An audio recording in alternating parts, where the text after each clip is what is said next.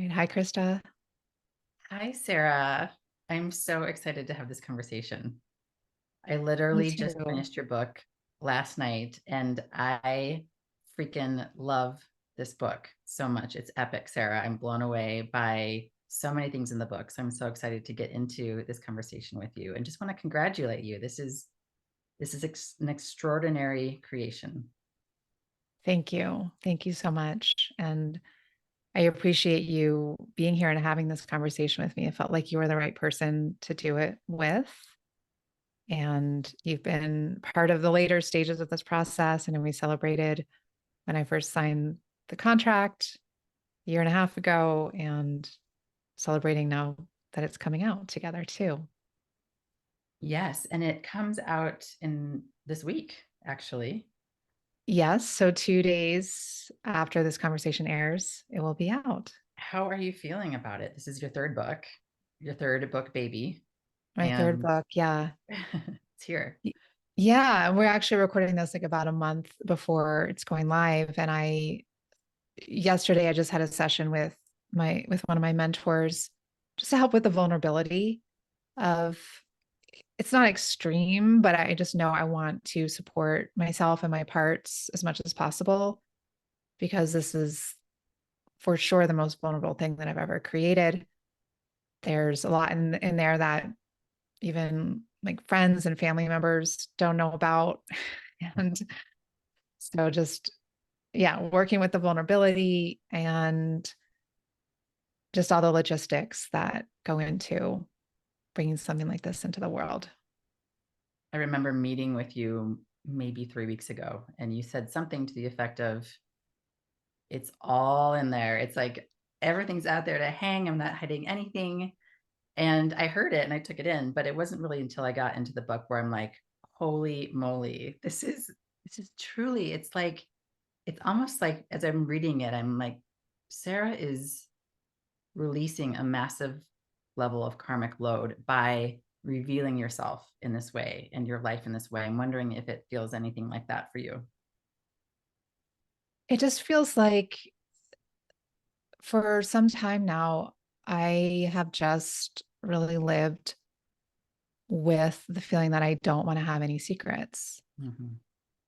And that doesn't mean that, everyone needs to share everything about their lives with everyone.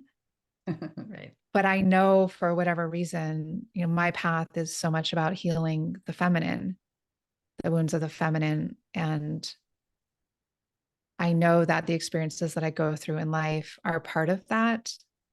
And so when I'm ready, when it's time, if I feel called, then I will share those stories so that other women don't need to feel like there's something wrong with them, like they're doing life wrong, like they're in the wrong life. I felt that so much of the time during these years that I was writing about. And I want to just help more women to have less of that experience. And what do you think it will give you once this book comes out and it's out there and you can't take it back? What will it give you going forward, not living in secrets anymore? Well, and I'm just saying, I want to say that like I haven't been living in secrets. Um, like I feel like I've been living really honestly with myself and in my life. It's just now it's time to share all this in service at a bigger level. And I feel like I don't need this book to give me anything. Mm. It has truly been a gift from God. I feel like all my books have been. And it was given to me. The title came to me in 2016, just a few months after the first heartbreak that I write about in there, the betrayal. The title came to me, and it took me some years to actually figure out what the book was. And, it wasn't until 2021, I don't know, 2022, 2021 that I started working on it. So there was a 5 year span there where like I knew the name of it, but I didn't quite know what it was. And then writing it was just one of the most sacred and special experiences that I've had. So it felt like a gift. So that's what I feel like the book gave me, just gave me this incredible gift. And and then I set it free into the world to, it has its own life from here. And I'm just setting it free to live out its destiny. And I'm doing everything that I can to support it with that. Yeah. Well, I can tell you that as a reader and somebody who has gone, I mean, I think everybody's gone through heartbreak on some level. Somebody who's gone through heartbreak in relationship to a sudden death, and going through your book and hearing your experiences and hearing your teachings, I was like, holy cow, I had such a parallel path. And if I had had your book at the time of my big heartbreak, it would have been such a gift to me. I mean, it's still a gift to me. And I'm going to go through a lot more heartbreaks in the future. And I have so many pages dog-eared and things marked in there. And I feel like a lot of what you're doing in the book is giving women a lot of permission. You're saying exactly what you said, of like, there's nothing wrong with you if you feel this, even suicidal ideation, which I had in my journey too. If I had had somebody say to me, that's totally fine and totally normal, if I even had the confidence to say that that's actually happening to somebody, that would have been a huge relief to be able to do that. So I just want to say how much of your gift is even 9 years after my major heartbreak, and it will be going into my future as well. So I'd love to get in with you a little bit. I know that you met with one of your mentors to. Well, first, I also want to say that your heartbreak story that you're mentioning is featured in the first chapter. Right. So for listeners want to hear about Krista's heartbreak story, which was quite intense. Yeah. It's the first one that starts us out in chapter 1. Yes, it was. And how was it for you to read your story? It was so vulnerable, actually, to read it, even though nothing that I put out there felt like there isn't anything that somebody shouldn't know about. But it was like, it really took me back into the moment when Mark died. And then reading your book and going through your journey and the other women that you feature and the different teachings and practices felt also very tender to me, because it was like, it's almost like there's still so much inside of my system that is healing and going to be healing, I think, for quite a while. That your book helped me get in touch way, which is actually feeling really relieving, to get back into my heart in such a deep way around this particular incidents. And so to read my own story was weird, but also healing at the same time. Yeah. And yeah. So you had mentioned that you met with a mentor to internally prepare a little bit with your parts, make sure, was it that everybody's being cared for, all of your parts are being cared for, all your parts are on board? Do you want to share anything more about your process in preparing for this book to be released? Yeah, there's one particular part who's just that we gave some support to, that's just concerned about what people are going to think about me after they read it. And so we're just being with that part, and also really, really acknowledging that there are going to be some people who have value judgments on some of the things that I experienced, and that's going to happen. And that's okay, because those people did not have the experiences that I had that led me to make different choices that I felt I needed to make, and that I don't have any regrets about. And that my path is very much, my character is very much forged through these life experiences. Some people's aren't. Some people, things come easily, and that has not been my path. I'm very open to that being my path in the future, but that has not been my journey. So just giving support to those parts, that there's going to be people who think poorly of me or have judgments about me after reading this, and that those aren't my people. And also thinking even the women that I work with, there could be some women that I work with Mhm. or who have been in this community, even a listener of this podcast, who are like, I'm not resonating with Sarah anymore. And just seeing that that's okay if that happens too. Mhm. And does it feel like this part in doing the work can understand that that's okay? Yes. Nice. Yeah. Yeah. And now we're in it together. Like it's going to be uncomfortable at times. And that this part and all my parts have my support, and just walking into it with eyes wide open. Yeah. Yeah. And what about externally? Are there other things that you've done to prepare for this book?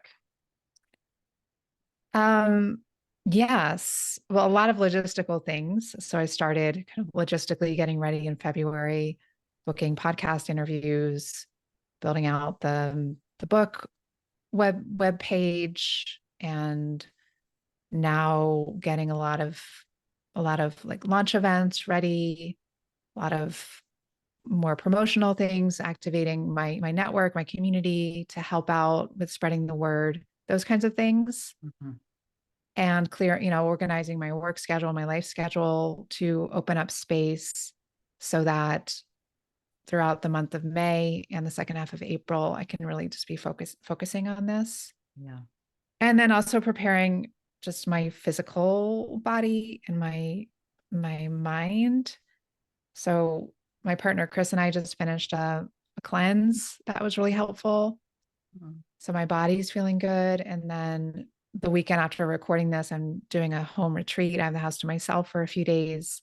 So I'm really just going to use that time to go deep into myself and just to do deeper preparation. So I feel like I'm in a good space for that. I feel very resourced. I feel organized, and I feel just about ready. Yeah. Great. Well, I wonder about us just jumping into the content of the book. And obviously, I've read the book. I love the book. I would love to hear from you in this moment. How would you describe what the book is about?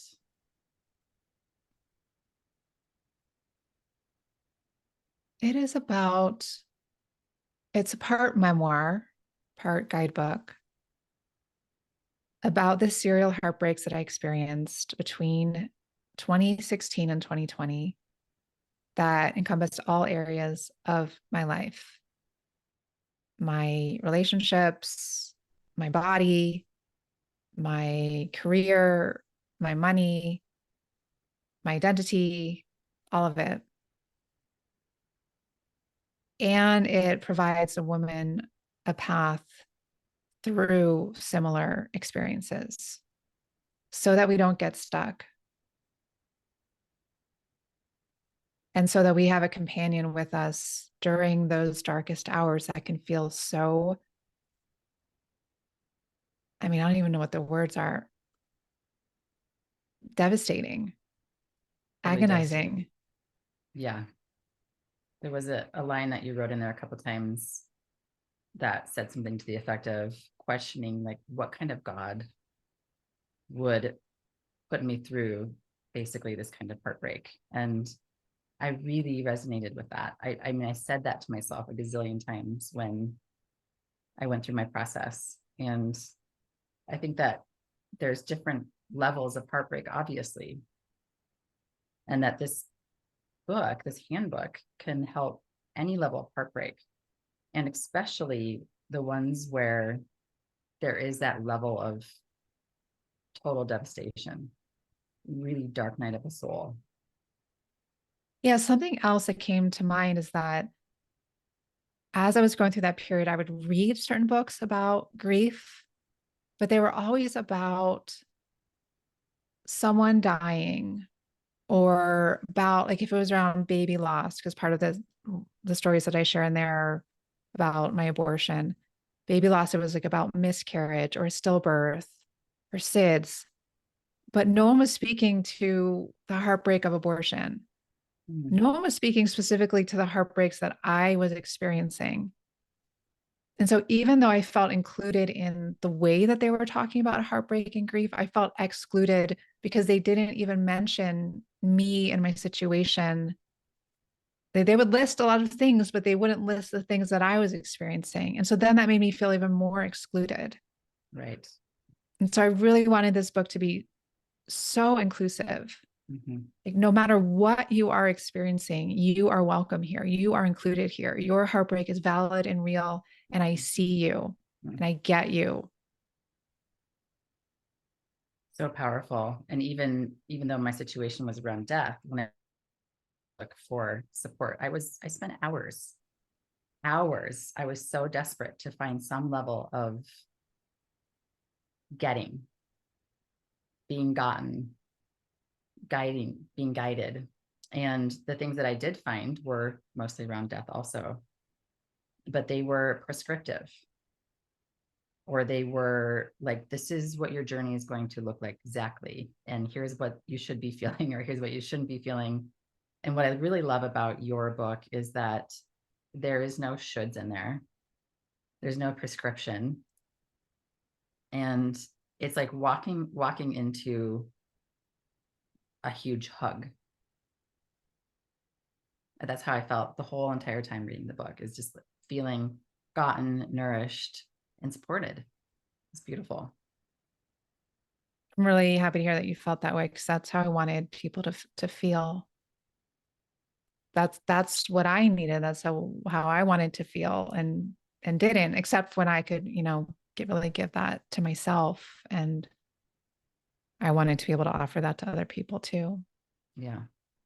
What do you wish for with this book? What's your greatest wish for this book, and how it can gift other women? I mean, my wish goes back to what I shared a little bit earlier. It's like, I know it has its own destiny. Mm-hmm. So I want it to fulfill its destiny, which I don't know what that is. I do know that this is a book that is meant to be shared. And, throughout social media during this book launch, I'm using that hashtag empower her heart as a prompt, as an inspiration. Like, share this with the women in your life, whether it's a friend, family member, client, a student. It's meant to be passed on and to be a companion for not just, this season when the book is out, but to have more of a perennial place in our lives as we continue to experience all different kinds of things. We don't know what's coming. But Totally. this book Yeah. can be there for us during those times. At the end of the book, you mentioned, for those of us who still have our parents around at some point, it's going to be that loss. There's going to be other losses. Everything that we experience around us is impermanent. And this book will definitely support with that process. Now, I feel like I want to get into a little bit of the content with you. I think it's really, really important. And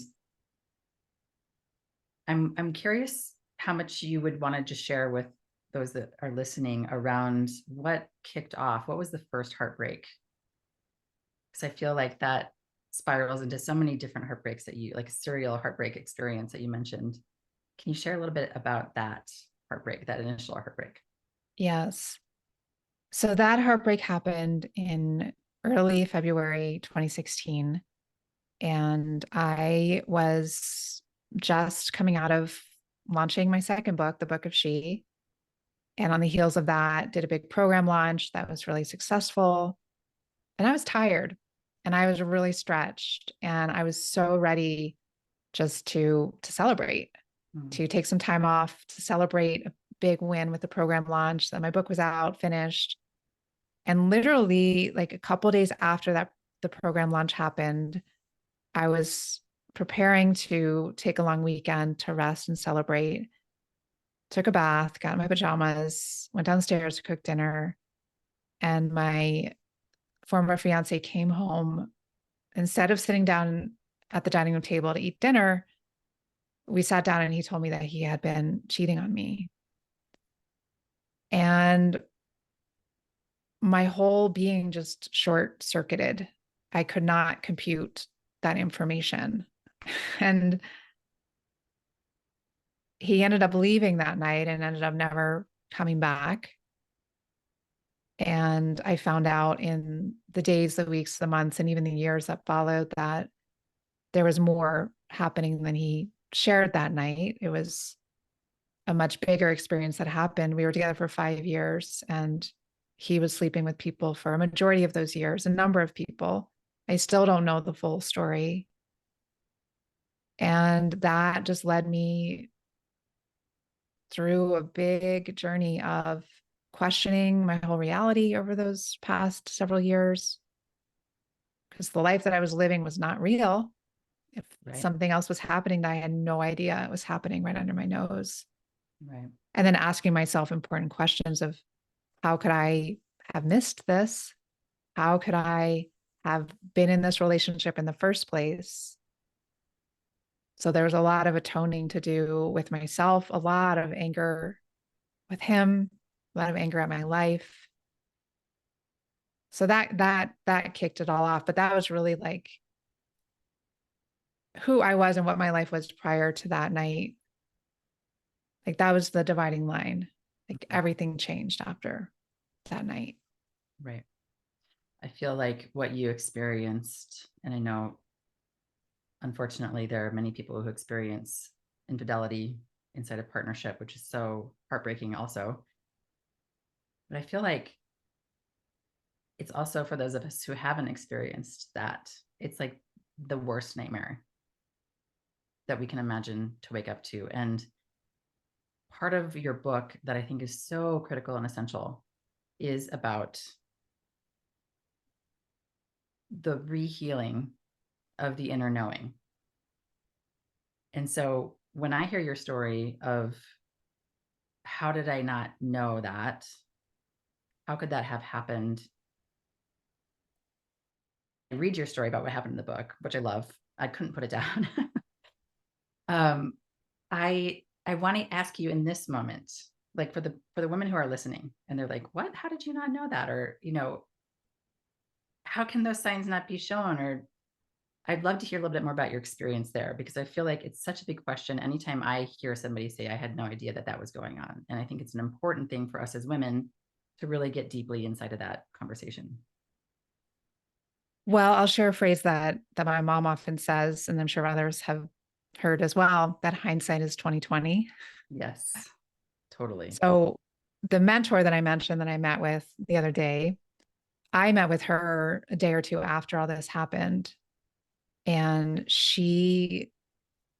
I told her what happened, and she shared, it sounds like he's on the spectrum, he's on the narcissistic personality disorder spectrum. That was shocking for me. Oh, Shocking. okay. Say more about why it was so shocking. I just, I'd heard about it. That had started to become trendy to talk about at that time. Mm-hmm. But I just never thought that that was what I was experiencing. Mm-hmm. And so I started to read more about it. I got curious, read more about it. And it just was so validating.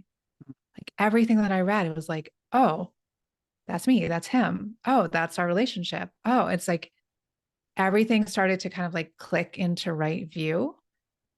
And it's like once I could see through that lens, things started to make more sense to me. Uh-huh. And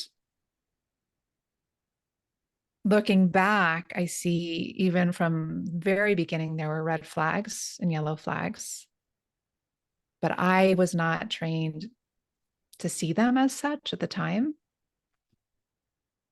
And I kept going, obviously. Now I know when I was dating, it was like, if there's a red flag, I'm out. Right. Even a yellow flag. I think one Even guy a had a yellow flag, flag. You're like, I'm out of here. I'm out of here. Yeah. It just created too much damage to move forward with the, red flags or even yellow flags. I wasn't going to risk it again.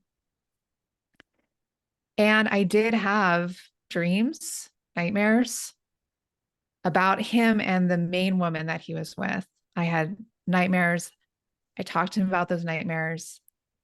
I had concerns about the two of them, the way that they flirted together. They were both flirty people. In Florida, did And you? yeah, Uh-huh. yeah. Mhm. And had conversations, multiple conversations with both of them about it. They both adamantly denied there's anything happening. Mm, His friends deny there's anything happening. Everyone was telling me that I was being jealous. They're just good friends. I just need to let them do their thing. uh-huh. I should just chill out about it. Now I would never stand for that. Or Right. it's like now I chose myself above all else. And I was also getting symptoms through my body. My health was starting to deteriorate. I developed type 2 diabetes. My hair started falling out towards the end of this our relationship, and I couldn't figure out what was going on. So parts of me, subconscious parts of me, were speaking to me, but what was happening in real time was just this constant lying and blaming me that I was the one who was doing something wrong, and I was believing the lies. And because I'm the kind of person who likes to take accountability for myself, was like looking at, yeah, okay, how am I doing this? Totally. And there's just a lot of smooth operating there, a lot of charisma, a lot of intelligence. And the term is gaslighting. So I was gaslit for a number of years there. Right. And then if we fast forward a little bit, there was another relationship that happened Yeah. where a very similar setup in terms of gaslighting and manipulation, lying happened for you. And so I'm just imagining myself in my own life too, but in your shoes, that there's this continual like cutting off of that inner knowing, like devalidation of what your experience is.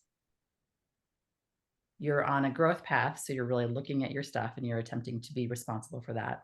You're trusting other about their experience and what they're saying and what's true. And yet it's like little by little, this inner knowing keeps getting further and further pushed back, I'm imagining. Yeah. And then it happens again in another relationship. Yeah. And I also, from things that I read, I want to say that, so coming out of that betrayal with in that engagement, I had been through breakups before.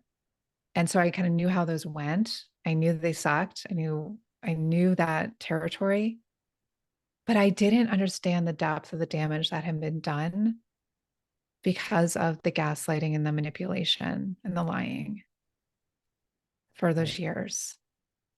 I I didn't understand how deep that wounding was, how much repair needed to happen.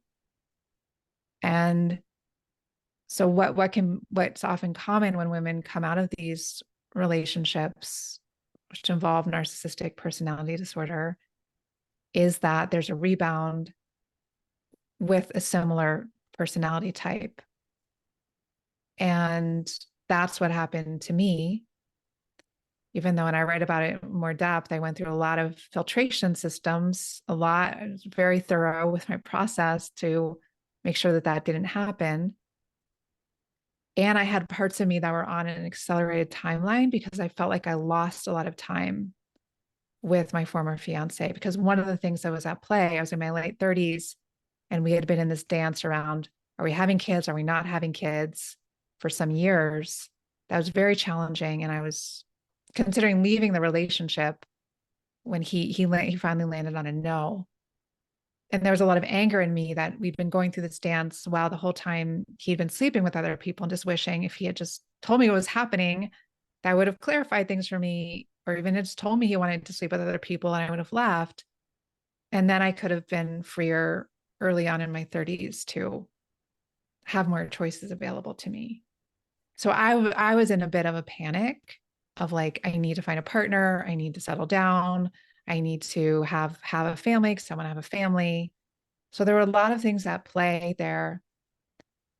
And I remember one woman I spoke to, maybe a couple of years after that first heartbreak, and she was recovering from a marriage with narcissistic abuse, and she said it took her about 7 years to heal from that. Wow. And that was really humbling for me, Hmm. but it was really helpful to hear. And I remembered that. And last year was like the 7 year mark. And I could feel like, yeah, she was right. It took me several years. Wow. And like you said, with Mark's death, it's something that you're kind of always going to be processing. Hmm. I think at some level, I'm always going to be processing and working through it. I mean, I have so much already, but it's just such a big life altering experience that I wouldn't be surprised if there's more layers that come up over time. Right. That wouldn't be surprising to me too. And it wasn't just those two relationships, as you mentioned. There was other massive heartbreaks inside of this span of yours. I'm in this moment, just if I imagine there's many really dark moments. I know it was a dark period of 6 or 7 years. But I'm wondering in this moment, is there any moment that you remember that was one of the most dark? Yes, there's one that stands out. I moved out of the home that my partner and I shared. We both did. And I found my own place and kind of made like a healing nest, healing cocoon for myself there. I loved that apartment. It was such a special place for me. And I went through really, really hard times there, really hard times. And I remember, um, so one of the things that happened in that rebound relationship was I got pregnant. And I had never been pregnant before. I had a lot of parts that never thought I doubted I would ever be able to get pregnant. It was just kind of like so shocking for me that And it wasn't, I had been like fervently like calling in a family, uh-huh. like Was it praying, intentional with him to get pregnant, or was it, not specifically with him, but just uh-huh. in general, like Yeah.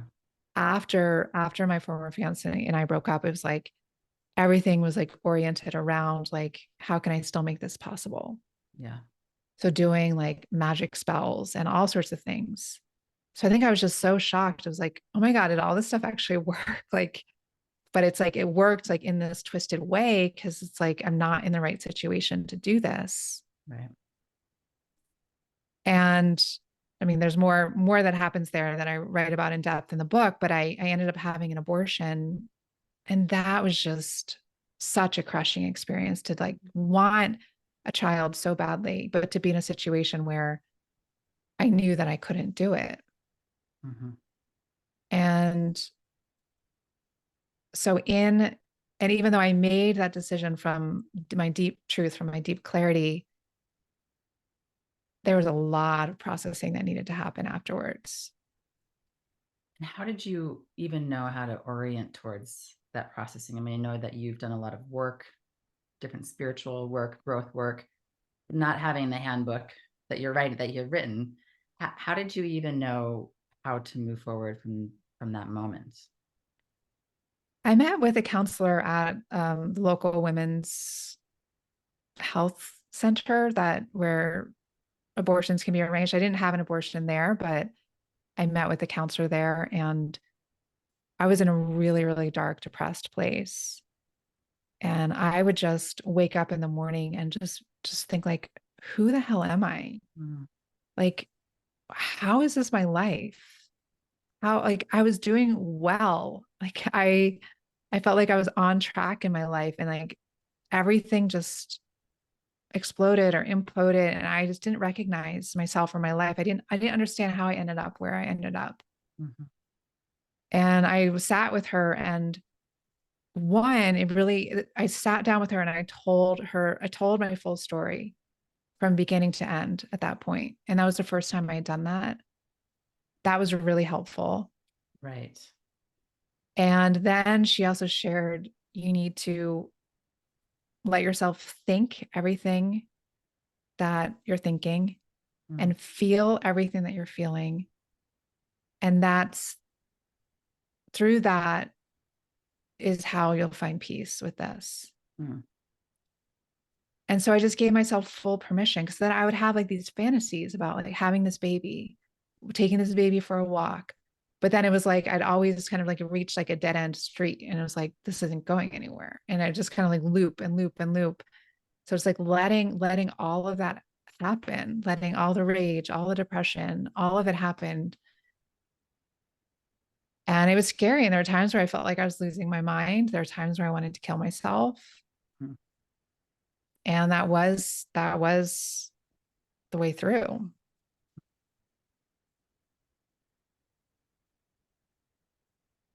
What did you do in the times when you wanted to kill yourself? It was still allowing yourself to think those thoughts, to feel the emotions, and to follow that trail of crumbs to get to something. Am I hearing that right? That you just kept moving forward with what's here. Underneath all of this throughout, I knew, because I had just published a book about the heroine's journey. And I had thought that writing that book and like coming to the end of the program launch was like my heroine's homecoming. Like, oh, I reached the end of like this stage of my Wow. heroine's journey. Little did I know that a whole other dimension of a heroine's journey was waiting for me. So I Right. had that framework in mind. And I also understood at some level that this was a journey of my soul. And I trusted that at some level my soul had chosen this as my path. I know in my bones what my destiny is. And in those times, even though I was like, how the hell, like, is that destiny even possible if this is my reality right now? My human self doubted it, but I knew at some level, like my soul knows what it's doing. Okay. Yeah. And can I just defer to my soul? Like, just hand it over to my soul. Like, you lead the way, you guide me through this. I don't know how to do. I, Sarah, do not know how to do this. Mm. I don't know.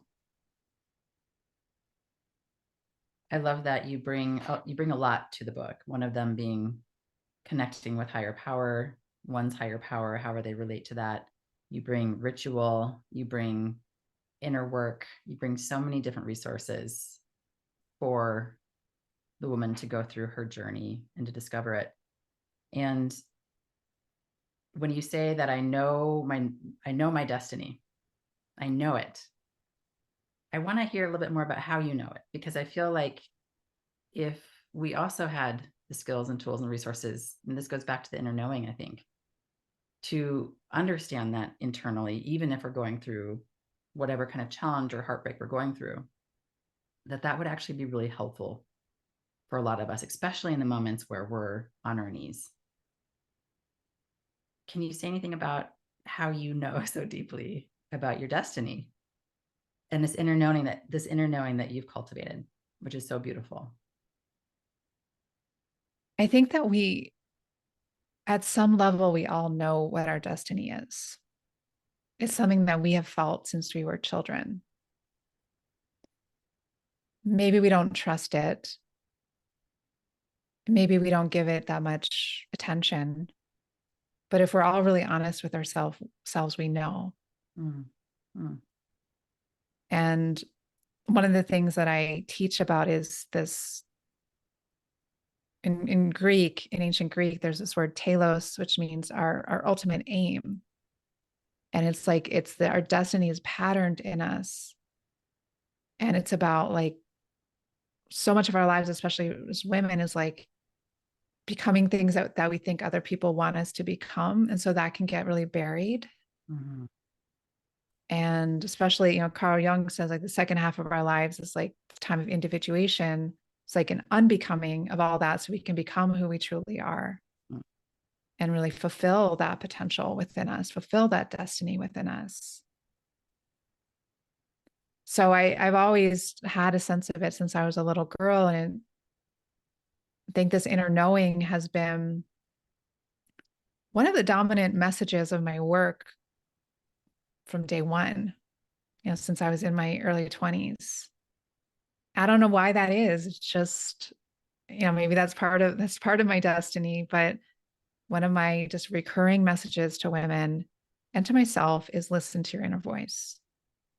Live your life by your inner voice above all else.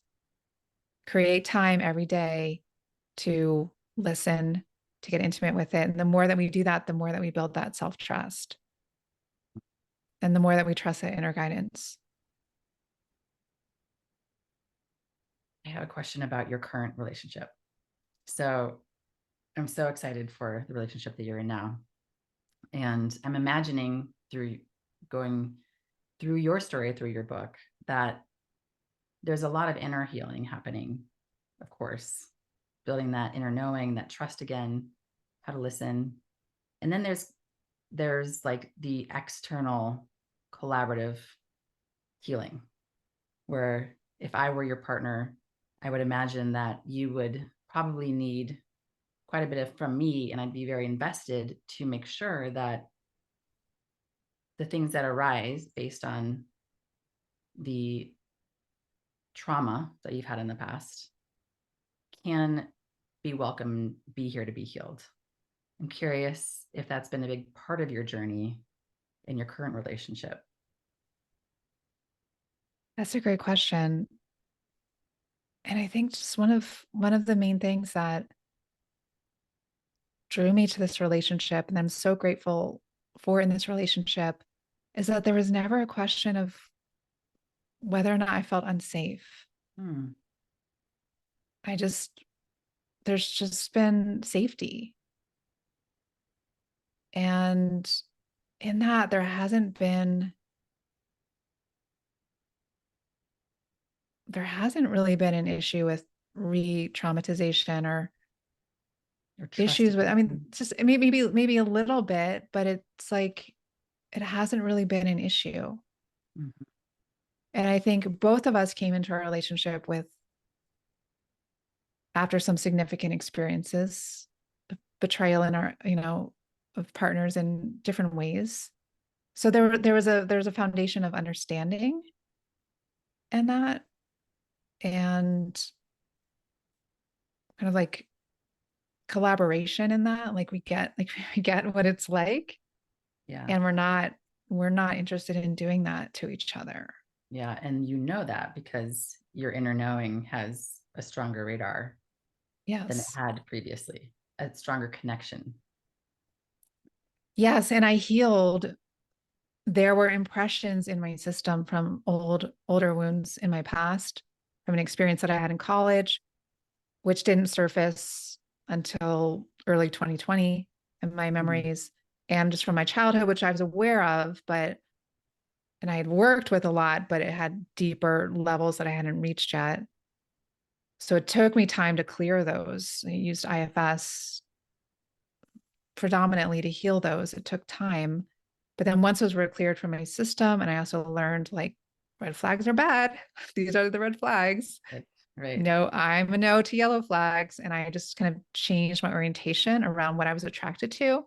I used to Yeah. really go after the most attractive, the most charismatic, the most intelligent man in the room, and just be like, oh, can I get that man? Let me see if I can get that man. And now it's like, I see that man, and it's like, go in the other direction. No, thanks. Yeah. There was a That's term like that a big red danger sign flashing. right, totally. There was a term that you used in the book, which I hadn't heard of before, bombing. Yeah. And it was something that, if I'm getting this right, basically it's being an experience with somebody who is basically over, maybe would be over, like loving you overly so that you feel a sense of confidence and security and beauty or whatever it is, the things that makes you feel attracted to the person. Am I getting that right? Yeah. It's over the top wooing. And Yeah. it fit into my wound of, I saw afterwards, especially through reading the work of Pia Melody, that I was a love addict Uh-huh. and he was a love avoidant. And we hooked into this pattern. And So when all of that just like over the top affection is coming, it's just like a drug for a love addict. Mm-hmm. Like, oh my God, I feel it's like, I just felt like I was flying. Yeah. I felt amazing. Yeah. And just thinking like, this is my soulmate. This is a dream come true. But then there always comes a point, like once you're like really hooked in, that it like switches very quickly Mm. and kind of becomes the opposite. Where you're But you're like already, fighting for it yeah. and And then, he's then, not then getting there's it. like the blaming and, um, just the darkness comes in, but you're already hooked in Yeah. and always wanting like, well, I think that we can just get back to that place. Like, can't we just get back to that place? And you never do. Right. Right. I want to go to a quote that you wrote in your book about the power of grieving. I feel like I couldn't have gotten this before my massive heartbreak, but I really got it. And I think it's really important for the people who are listening, from my perspective, I'm imagining yours too, because you wrote it, to understand the power of grief and the power of being heartbroken. And this is the quote: "A force like no other, it, meaning grieving, is a holy alchemical process by which our souls evolve and our human selves mature. It's a transformative process that turns pain into power and your past self into your future self. It's the catalyst for change that anyone who wants a richer, truer life must endure. There are no exceptions to this." I'd love if you would say a few words about that quote and what else you want to highlight there. One of the biggest lessons that I learned over those years was really how to grieve Mm. and to really surrender to it. It was enormous. The grief, like there were times where it would just knock me over onto the ground and I would just be face down on the kitchen floor, just wailing. And I remember one night I was in my new apartment and it was summer and the windows were open and I was just like, just going for it, just so loud. And it felt so good. And just feeling like everyone in my neighborhood can hear me. Like, I don't care. I'm just letting this have me. Even though grief can feel so scary and so hard, it's just when we just give into it, it does feel good. Yeah, and in another line, you say that grief is trying to break your heart open. Yeah. I think that we often so close ourselves to the process of grief because we don't actually understand that concept. We think it's going to take us down and go the other direction. But my life changed massively as a result of my heartbreak. And it was so freaking hard, just as you're saying. And I love your book so much because it gives us the opportunity to open if we're willing to heal if we're willing to, and then to go into the post-traumatic growth if we're willing to. I'm wondering if there's anything that you want to say about the post-traumatic growth in your experience or your book or your teachings about that too. As I was looking back recently, I was doing more healing around that experience with that betrayal in particular, because that was like the first domino that kind of made all the other dominoes fall. And really, and you and I have talked about this privately, but like doing an exercise on balancing the positives and the negatives Yeah. and really writing down all the positives that came out of that experience and seeing, wow, there are so many positives, like incredible positives, including this book. This book would not be here. The relationship that I'm in would not exist. Who I am now would not exist. So many of the things that I've learned, I would have never learned. And while I would never wish that experience on anyone, I can say this now, it's not in a Pollyannish kind of a way. It was one of the best things that could have ever happened to me. Right. Yeah. And at some level, my former fiance and I, our agreement was we're using our relationship for our spiritual growth, for our awakening. Yeah. And I feel like from soul to soul, like our souls are bowing to each other. He Yeah. served me in the deep ways that I needed to, cracked open areas in me that I don't know how I could have reached those otherwise. I don't know how I served him. I don't know how that went on his side of the street, but I know that at a certain level I got what I needed, even though it was, you said it's like a worst nightmare, even though it was one of my worst nightmares. Most of the things in that book, all the things in the book are part of my worst nightmares. Totally.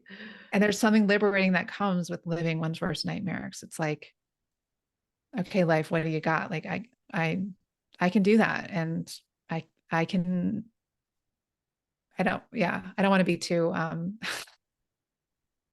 like emboldened because, I just, anything can happen in life, but I feel like I have the capacity to meet things at a much deeper level now. Yeah. Yeah. And you show it a time and time again in this book. And it's really inspiring the way that I see you through this book, but also personally meet the moment and go beyond the moment into so many different realms. Before we close, is there anything else that you really want to share about the book or about your process that would be good to be known in by your audience here, your listeners?